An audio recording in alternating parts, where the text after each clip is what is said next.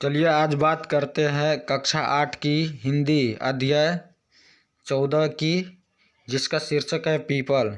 इस पाठ की कवि है गोपाल सिंह नेपाली। ये पाठ कक्षा 8 के साथ साथ बिहार बोर्ड में नन हिंदी के रूप में भी पूछते हैं।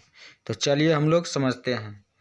तो कहता है, प्रकृति चित्रण छायावादी कविता की उल्लेखनीय विशेषता है। यह कविता प्रकृति के विविध रूपों से हमारा आत्मीयता परिचय कराती है। कविता के केंद्र में प्राचीन पीपल वृक्ष है, जो अनेक बदलावों का साक्षी है। पीपल वृक्ष के समक्ष विभिन्न प्रकार का पेड़, झरने, नदी, चिड़िया, ऋतुएं, दिवस चक्र सक्रिय हैं। कहना न होगा कि यह कविता अनेक दृष्टियों से उल्लेखनीय है। तो देखिए, इसमें जो है मतलब एक प्राचीन वृक्ष के पीपल के वृक्ष है, जो कि बदलावों के जो समय जो बदलता है उसका साक्षी है। उसके मतलब पीपल के नज़दीक जो है बहुत प्रकार के विभिन्न प्रकार के पेड़ होते हैं। नदी मतलब पीपल के वृक्ष के नीचे झरने होते हैं, नदी होती है, चिड़िया होती है, दिन बदलने वाले ऋतु होता है उस पीपल के नीचे। तो इसमें जो है पीपल के जो अगल बगल जो भी चीज़ है उसके बारे में, प्रकृति के बारे में वर्णन किया गया है। तो चलिए हम लोग पाठ के अंदर समझते हैं। कहता है, कानन का यह तरुवर पीपल युग युग से जग में अचल अटल। कानन मतलब होता है जंगल। कानन का यह तरुवर पीपल मतलब जंगल का जो ये तरुवर पीपल है, ये कहता है युग युग से मतलब युग युग से जग में अचल अटल है। मतलब यह जंगल का जो तरुवर पीपल है तो ये कई युग से जो है ना अचल है, अटल है, अपनी जगह पे डटल है। कहता, ऊपर विस्तृत नभ नील नील, नीचे वसुधा में नदी झील, जामुन तमाल इमली करील। तो देखिए कहता है, ऊपर विस्तृत नभ नील नील मतलब पीपल के ऊपर में आकाश जो विस्तृत है तो एकदम से नीला नीला आकाश दिखाई देता है। नीचे वसुधा में नदी झील, वसुधा मतलब हो गया पृथ्वी। नीचे जो पृथ्वी है जहाँ पर पीपल मतलब जो जंगल में है उसके नीचे नदी भी है और झील भी है। और उसके पास जो है ना जामुन का पेड़ है, तमाल है, इमली है, करील का पेड़ भी है, मतलब पीपल के पेड़ के नज़दीक।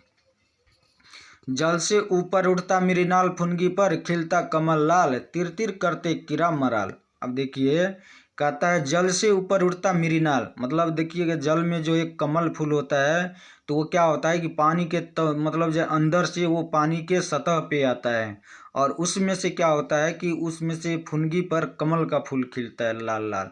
और पानी में क्या होता है, देखिए तिर तिर करते कीड़ा मराल मतलब हो गया, मराल मतलब हो गया हंस हो गया, जो कि कीड़ा मतलब खेलना होता है। जो तीर तीर करके जब कमल फूल खिलता है जो उसमें झरना झरता है, पीपल के नीचे जो नदी होता है उसमें मतलब कमल का भी फूल खिल जाता है, और वहाँ पर जो है कि हंस जो होता है वो कीड़ा तीर तीर करके अपना खेलता है।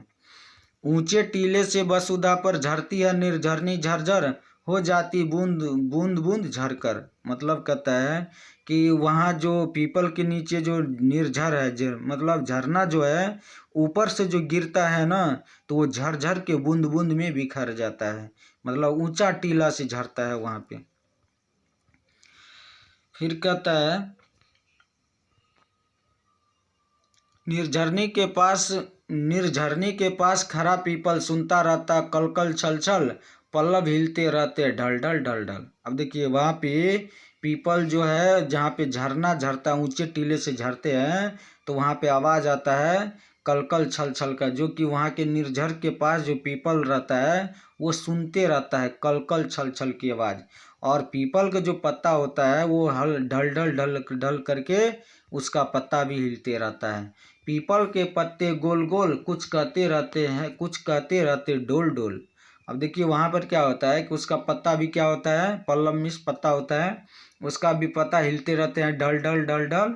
और पीपल के पत्ता गोल गोल होता है और वो कुछ कुछ कहते रहते हैं डोल डोल के कुछ कहते रहता है। जब जब आता पंछी तरु पर, जब जब आता पंछी उड़कर, जब जब खाता फल चुनकर, जब पड़ती जब पावस की फुहार बजते सब पंछी के सितर बहने लगती शीतल बयार। तब देखिए क्या होता है कि जब पीपल का जो फर होता है ना, उस पे पंछी आकर के जो है ना, उस पे उसका पीपल का जो फर होता है उसको चुन चुन करके खाता है। पड़ती है जब पावस की फुहार, बजते हैं पंछी के सितार। मतलब जब पंछी उस पे बैठता है, जब पावस की फुहार जो मतलब झरना जो वहाँ पे झरता है, उसका जो ठंडा हवा फुहास की जो फवार लगता है, तो पंछी भी गाने लग जाता है, बहने लगती शीतल बयार। कहता है तब तब कोमल पल्लव हिल डुल गाते सरसर मरमर मंजुल, लख लख सुन सुन बिहल बिलबुल। तब क्या होता है कि पावन मतलब शीतल जो फुहार पड़ता है, तब जो है ना वहाँ पे पंछी गाने लग जाता है। जब शीतल हवा बयार बहने लगता है तो वहाँ पर पंछी गाने लग जाता है। कहता है तब कोमल पल्लव मतलब उसका कोमल जो पत्ता होता है, तब हिल हिल डुल डुल गाते सरसर मरमर मंजुल लख लख सुन सुन बिहल बुलबुल। मतलब पीपल का कोमल पत्ता जो पल्लव जो होता है पत्ता, वो हिलते डुलते रहते हैं, गाते रहते हैं, सरसर मरमर मंजुल लख लख ये सब गाते रहते हैं पीपल का कोमल पत्ता। कहता बुलबुल गाती रहती है चचा, सरिता गाती रहती है बाबा। अब देखिए बुलबुल एक पक्षी है जो कि पीपल के पेड़ पर ही वो रहता है, और वो बुलबुल गाती रहती है चह चह करके गाती है। सरिता गाती रहती है बाबा। सरिता मतलब नदी का पर्यायवाची शब्द है, जो कि मतलब पीपल के नीचे पीपल के पास ही सरिता नदी भी बहती रहती है बह बह करके। पत्ते हिलते रहते हैं रह रह, जितने भी हैं उसमें कोटर। कहते हैं पत्ते भी जो है ना रह रह के हिलते हैं, और उसमें जितने भी कोटर, कोटर मतलब होता है पक्षी का एक तरह से घोंसला जो बना होता है, तो उसमें जो गड्ढा की तरह होता है उसी को कोटर बोलते हैं। कहता है सब पंछी गिलहरियों के घर, संध्या को अब दिन जाता ढल, सूरज चलते हैं अस्ताचल। कहता है सब पंछी गिलहरियों के घर, जैसे शाम होता है तो सभी पंछी अपने अपने घर की ओर चल देता है। संध्या को अब दिन जाता ढल, सूरज चलते हैं अस्ताचल। मतलब जैसे संध्या के दिन ढलेगा, सूरज अपना प्रकाश को समेट करके मतलब जो है अस्ताचल हो जाता है। कर में समेट किरणें उज्ज्वल, मतलब अपने कर में जब उस मतलब सूरज जो अस्त होगा तो अपने प्रकाश को समेट करके वो लेकर के उज्ज्वल किरण को चल जाता है। हो जाता है सुनसान लोग, चल पड़ते हैं घर को चिलकोक, आंगनी वाली संध्या को भी लोग। कहता है हो जाता है सुनसान लोग, जब जैसे ही रात होता है, शाम होता है, रात होता है, जैसे प्रकाश जो है मतलब जो है विलुप्त हो जाता है रात में, तो सभी जग जो है ना सुनसान पड़ने लग जाता है। सब जो है सुनसान लोग चल पड़ते हैं, घर सभी चील कौवे कोक जो भी होता है संध्या को विलोक हो जाते हैं, मतलब अपने घर की ओर अपने घर चल जाते हैं सब। कहता है भर जाता है कोटर कोटर, बस जाते हैं पत्ते के घर। जैसे ही शाम होता है तो जितना भी पक्षी होता है कहीं भी दाना चुगने के लिए जाता है, शाम होते हुए अपना कोटर पे घर पे आ जाता है, और अपने कोटर में पत्तों के घर में बना करके बस जाता है, उसमें सब अपने घर में आ जाता है। घर घर में आती नींद उतर, मतलब उसका क्या होता है कि घर घर में जा करके उसको नींद। कहता है घर घर में आती नींद उतर, जैसे घर में जाएगा तो उसको नींद आता है और वो सो जाता है। निंद्रा में ही होता प्रात, कट जाती है इस तरह रात। मतलब जब वो आता है तो उसको जो है ना निंद्रा में ही परात हो जाता है, सुबह हो जाता है और पूरी रात कट जाता है। फिर वही बात रे, फिर वही बात। जैसे कि दिन भर आज जो है पक्षी सब दाना चुना काम किया लोग सब, और फिर रात में पर सोया, फिर कल वही जो काम सब दिन के भांति होता है वही फिर काम करेगा। इस वसुधा का यह वन प्रांत है दूर अलग एकांत शांत। कहता इस वसुधा का यह वन प्रांत मतलब यह धरती का जो वन वाला प्रांत है ये अलग में है, एकांत में और शांत है।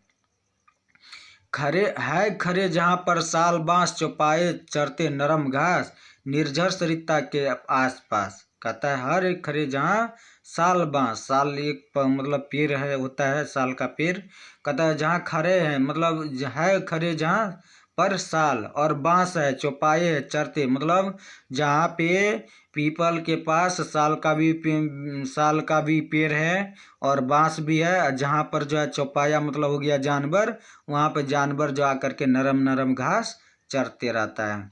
निर्जर सरिता के आसपास मतलब वहाँ भी झरना भी होता है और नदी भी होता है। उस नदी के आसपास जो है बांस भी होता है, साल का भी वृक्ष होता है और पीपल का भी वृक्ष है, और उसके पास नीचे आकर के चौपाया नरम नरम घास चरता है। रजनी रजनी भर रो रो कर चकोर कर देता है रे रोज भोर, नाचा करते हैं जाम मोर। तो देखिए रजनी जो है एक पक्षी का नाम है, जो उसका रात जो होता है ना बहुत ही दर्दमय मतलब जो है बीतता है। जब वो रात होता है तो पूरा रात को जो है ना वो रो रो करके बिता देता है। और जैसे भोर होता है, जैसे क्या, जैसे मोर हो गया, जैसे उसका सुबह होता है तो उसका सुबह नाचने से ही शुरू होता है। वो पूरा दिन जो है नाच करके ही मनाता है मोर। जबकि रजनी का पक्षी जो ऐसा होता है जो रात को भी क्या करता है, उसका रात भर रात वो रो रो करके बिताता है। है वहाँ वल्लभी का बंधन बंधन, क्या वह तो आलिंगन आलिंगन भी चीर आलिंगन। बुझती पथियों क्योंकि जहाँ प्यास निंद्रा लग जाती है अन्यन्यास, वही है सदा इसका निवास। कहता है देखिए कि बुझती पथिकों की प्यास, मान के चलिए कि गर्मी महीना जब भी आदमी चलता है तो पैदल जब चलता है तो गर्मी में जब थक जाता है चलते चलते तो क्या होता है, वृक्ष के नीचे बैठ करके कुछ आराम करने लग जाता है, विश्राम करने लग जाता है। जैसे ही विश्राम करता है थका हुआ रहता है, उसको निंद्रा लग जाती है और वहीं पर क्या होता है उसका निवास हो जाता है। थोड़ा देर के लिए वहीं पर वो आलस के कारण सो जाता है। तो ये था हम लोगों का पीपल पाठ, जिसका लेखक है गोपाल सिंह नेपाली। तो ये पाठ यहीं पे समाप्त होता है।